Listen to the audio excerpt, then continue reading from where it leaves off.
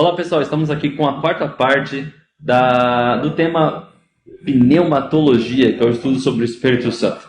Hoje nós vamos falar sobre os dons do Espírito Santo.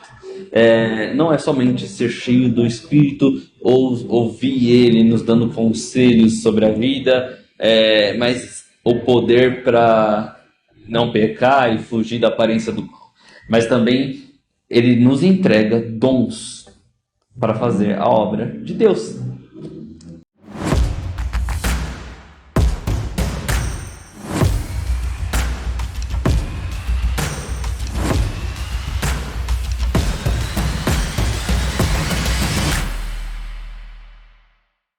Oi, eu sou o evangelista Fábio e estou aqui mais uma vez trazendo um ensino importantíssimo para que eu e você possamos aprender juntos sobre a doutrina da palavra. Bom, hoje vamos falar sobre os dons do Espírito Santo. O texto ele começa dizendo assim: dentre as insondáveis riquezas espirituais que Deus coloca à disposição da igreja na terra, destacamos os dons sobrenaturais do Espírito Santo. Os dons espirituais são a concessão especial e sobrenatural de Deus para a realização de sua obra. Através da igreja, os dons espirituais capacitam um cristão a fazer a obra de Deus com graça e eficiência. Você vai ver isso lá em 1 Coríntios 12, versículo 4 ao 7. Vejamos como a nossa declaração de fé contribui conosco acerca dos dons do Espírito Santo. Cremos, professamos e ensinamos que os dons do Espírito Santo são atuais e presentes na vida da igreja. O batismo no Espírito Santo é um dom, e recebeis o dom do Espírito Santo, está lá em Atos 2,38. E é para todos os crentes, porque a promessa vos diz respeito a vós, e a vossos filhos, e todos os que estão longe, a tantos quanto Deus, nosso Senhor, chamar. Atos 2,39.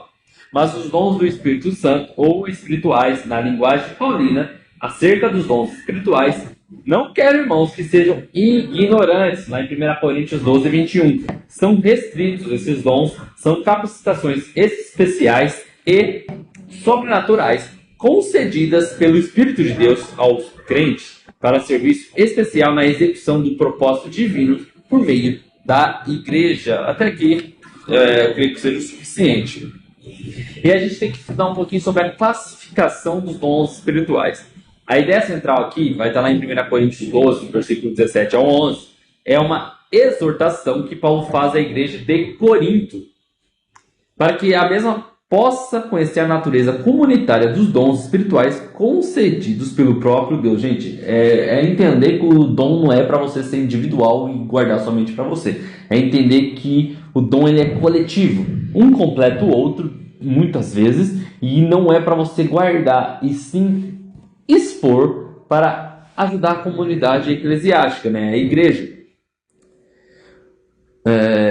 Como benfeitor, o Deus triuno confere a cada um de seus beneficiários o poder com o propósito de servir uns aos outros na ávida e intensa busca pela união que impulsiona pelo Espírito Santo.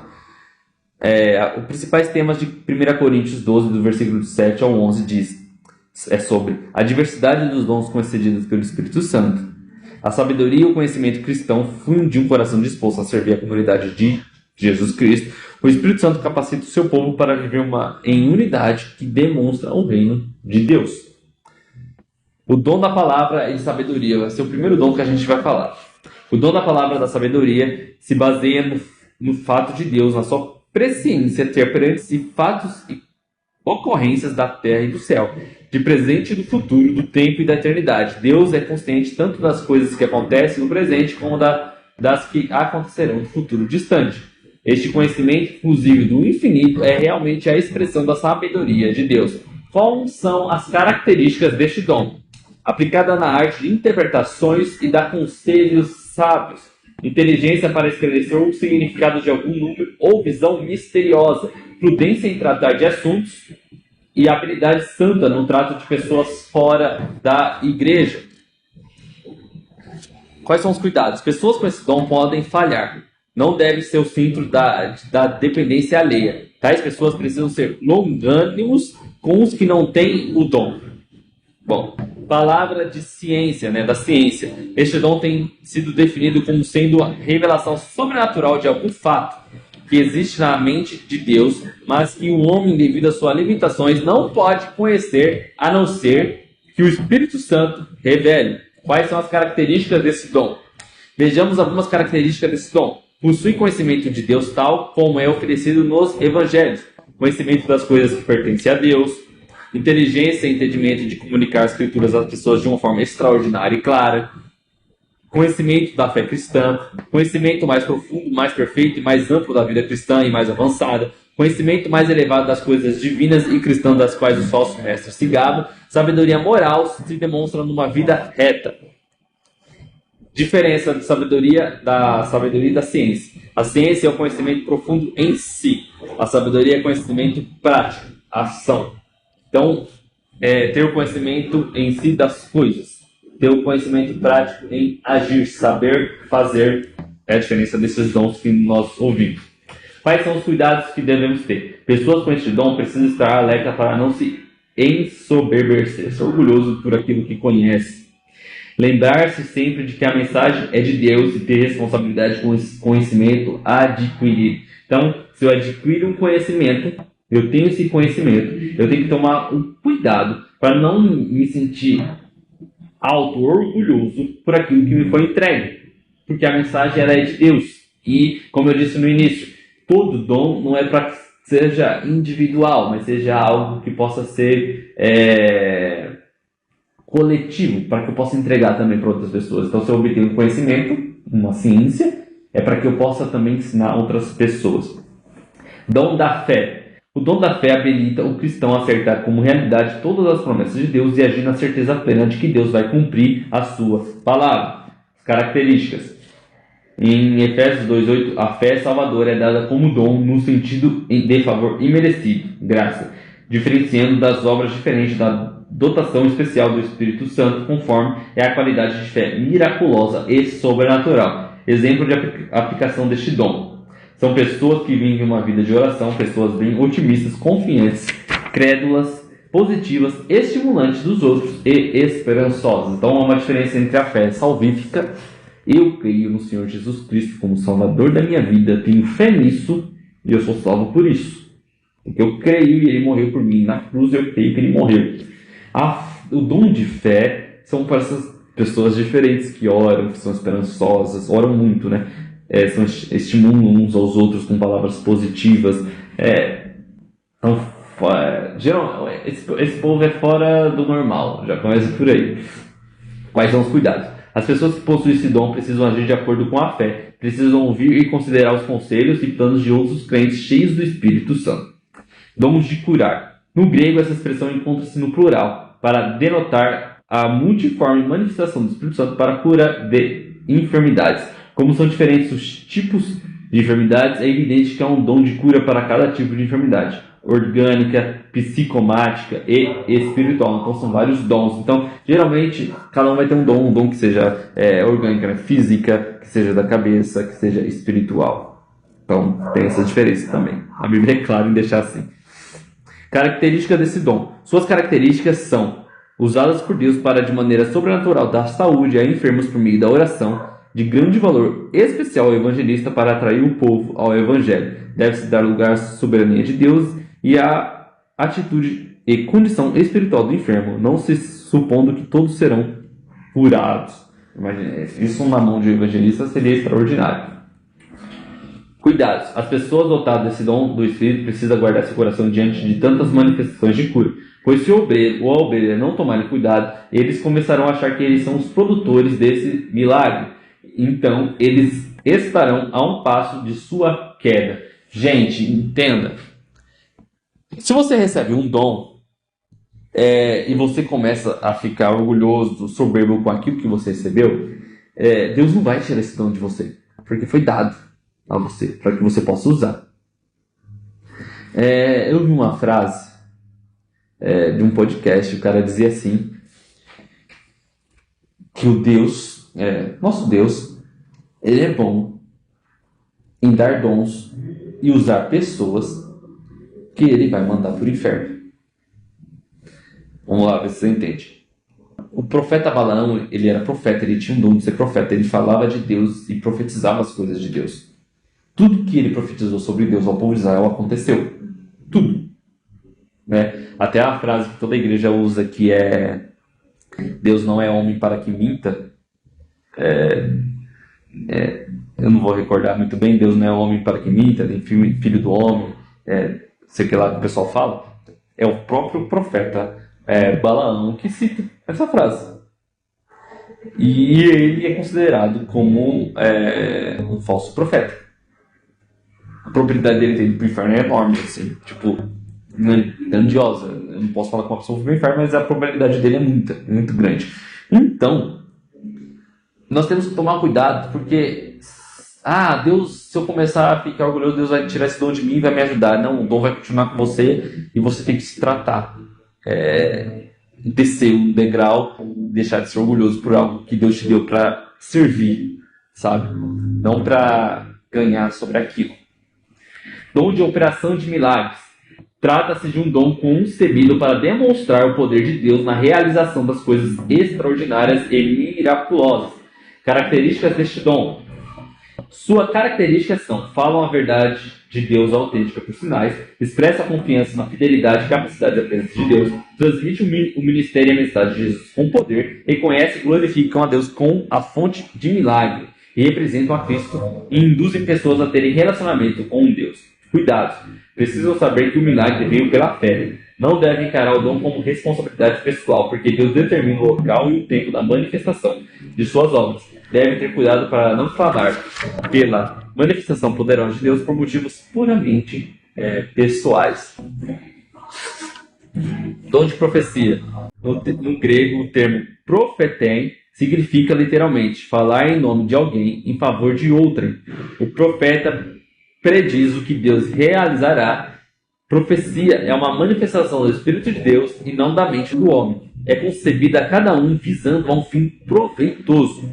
E o seu propósito é edificar, consolar e exortar. Então, se não tiver esses três aqui, tem algum problema nessa profecia. Características destes dons.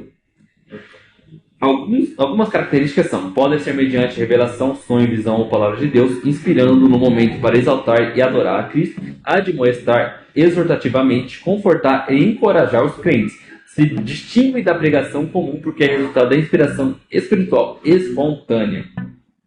O dom é conhecido como profeta, né? O cara que tem esse dom.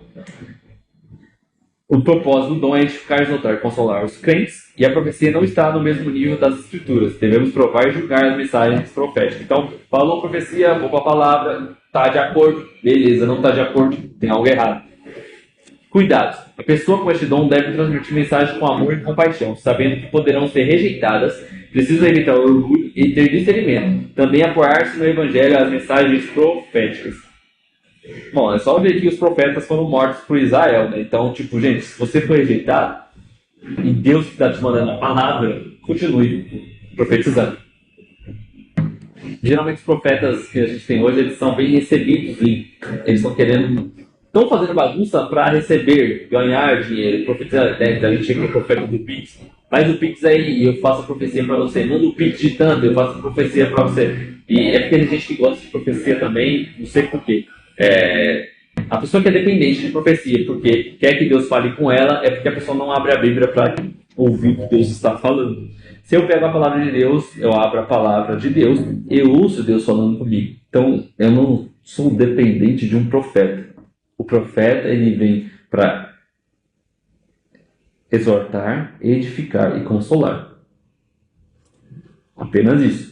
Quando Deus quer falar algo diferente. E quando acontece isso de um profeta aparecer, é porque eu estou deixando de falar com Deus, orar e ter uma vida de intimidade com Ele. É só você pegar e ver a Bíblia.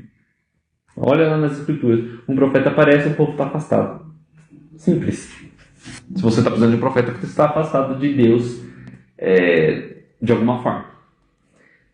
Então, discernimento de espíritos.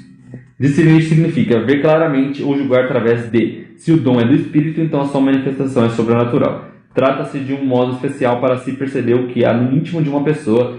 É a capacidade de ver ou sentir pelo Espírito Santo o que motiva alguém a fazer ou dizer algo. O discernimento de espírito é útil para percebermos se algumas manifestações espirituais correspondem plenamente aos princípios divinos.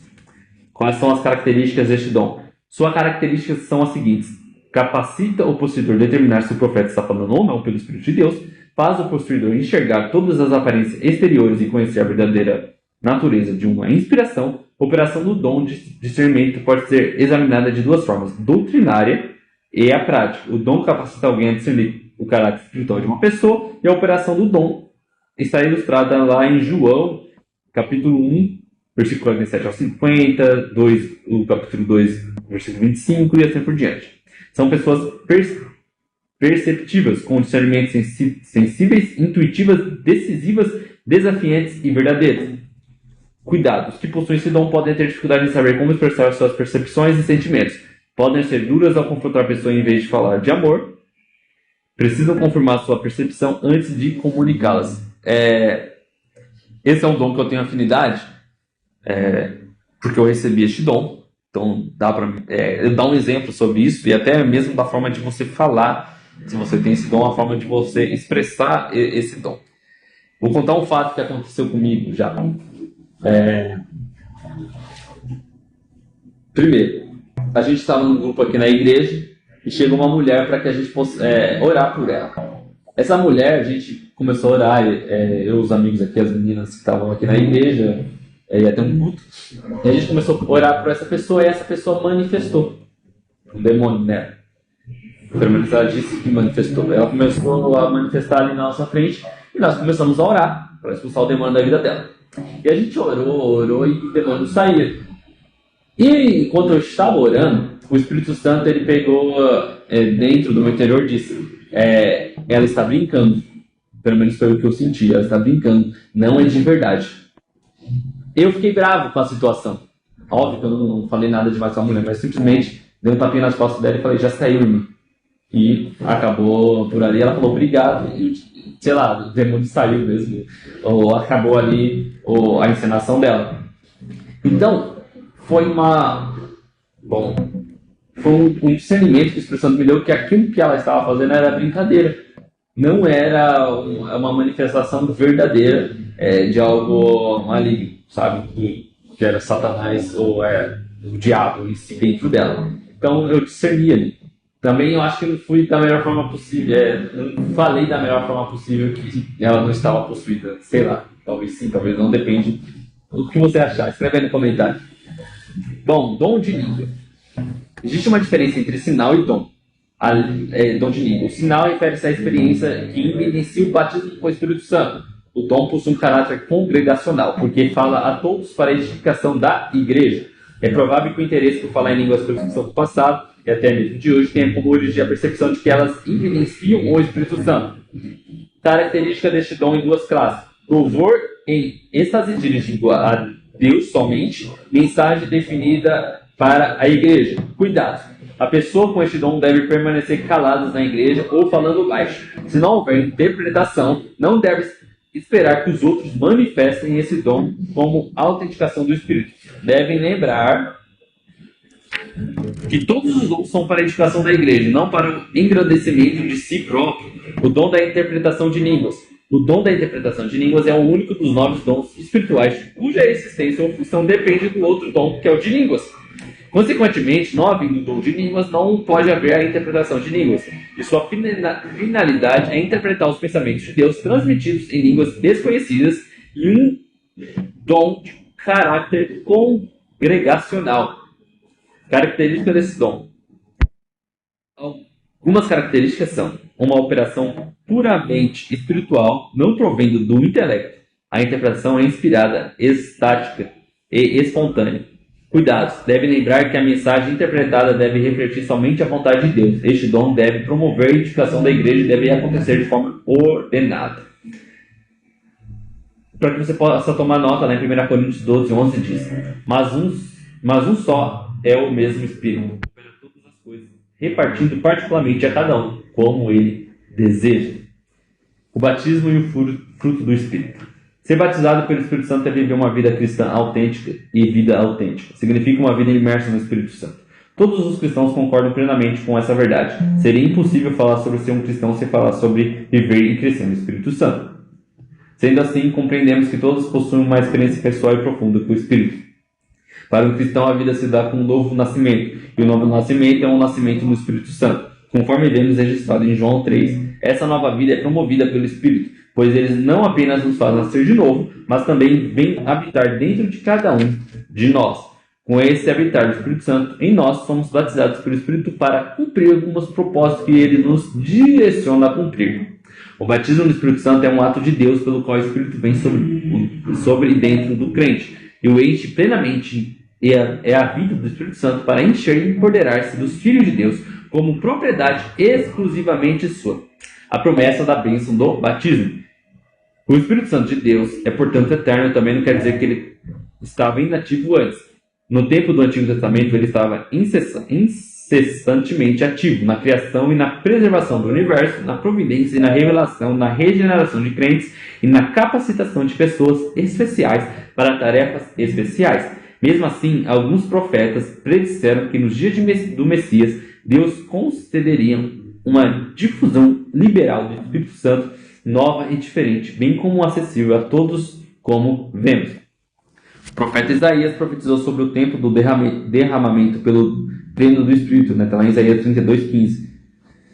Qual é a natureza deste batismo? Várias palavras e expressões são usadas na Bíblia para simbolizar e descrever a vinda do Espírito Santo aos crentes e seu ministério através destes. Algumas dessas expressões são: derramamento, designa a vinda do Espírito Santo à vida do cristão. O sentido original da palavra se refere à comunicação de algumas coisas vindas do céu com grande abundância.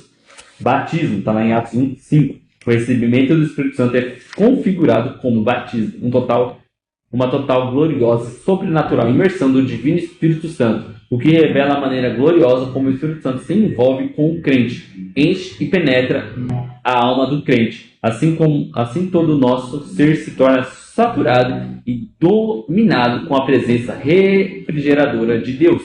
Enchimento. Quando o Espírito veio sobre os discípulos no cenáculo, foram cheios do Espírito e evidenciavam estar cheio a ponto de parecerem estar embriagados. E esse enchimento não se deu em gotas. No Pentecoste, a plenitude do Espírito os encheu inteiramente, de tal modo que andavam de um lado para o outro, anunciando as boas novas aos povos.